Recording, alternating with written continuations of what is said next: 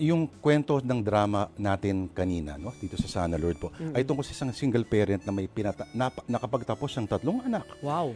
Yun nga lang, mga senyorito at senyorita yung mga anak na yun, hanggang sa bahay, kapag taas rumakit buong araw ng labada, figurative na labada, so Yes. to speak, pag uwi ng bahay, hanggang sa bahay siya pa rin, yung gagawa ng tunay na labada.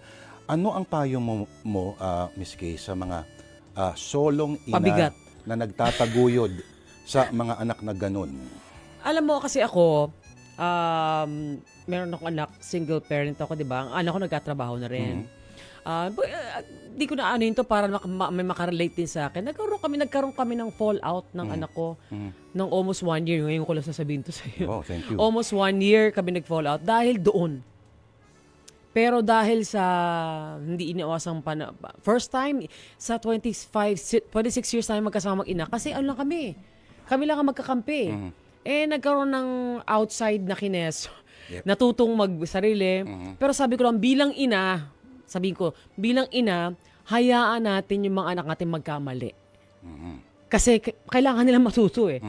Kasi pinapamper natin. So eventually, naging okay na kami. Thank you Lord. Thank you Lord. Talaga. Pero nakakaloka naman kasi dapat kusang loob yun eh. Hindi yun obligasyon na sinasabi nila. Dapat kusang loob yun. Biro mo 3 kayo nagkatrabaho. Tapos, yung nanay nyo nagkatrabaho na nagkakandulo pa sa'yo nakakatrabaho. Tapos kayo, puro pa kayo pag-grab ng pag. Sorry. Yung sinasabi nitong si Lucita, pangalawang karakter, sabi niya, kung tutulong or kung magpapakita ng pagtanaw ng utang na loob yung mga anak ko, mas gusto ko yung out of love, hindi Yes. out of sheer obligation. Exactly. Pero paano yun? Yun nga, alam mo, hindi naman din kailangan minsan monetary or pera eh.